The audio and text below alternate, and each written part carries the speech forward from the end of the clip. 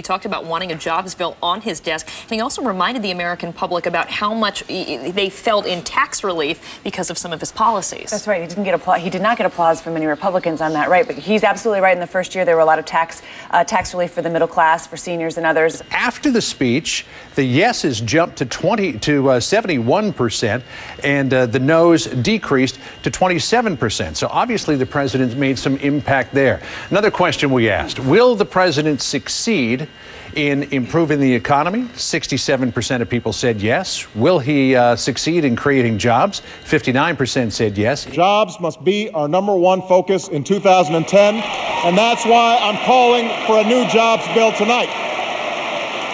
And proposals to cut taxes for families trying to get ahead. And give families a $10,000 tax credit for 4 years of college.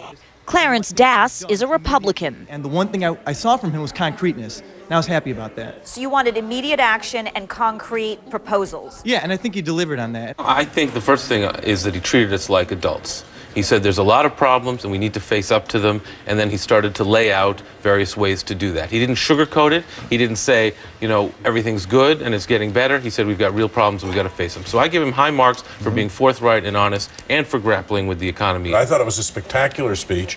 I think it is a landmark, as Reagan's 82 and 83 State of the Unions were. My favorite moment was when the president's talking about the need for regulatory reform and then the TARP funding for community banks for lending. And the Republicans sat there like the terracotta soldiers in the tomb of the Chinese emperor. And I actually think that visual was very powerful for the country. It was a campaign speech in the sense that he kept reaching out, at least rhetorically, and I think he actually means it. He kept reaching out and he kept getting, until we got to offshore oil drilling, a pretty hostile response. The portions of his speech last night that dealt with jobs were encouraging. There were a number of things that I think you'll see Republicans say absolutely. Tax cuts, simplifying what's happening in Washington, particularly with regards to regulation, will be welcome.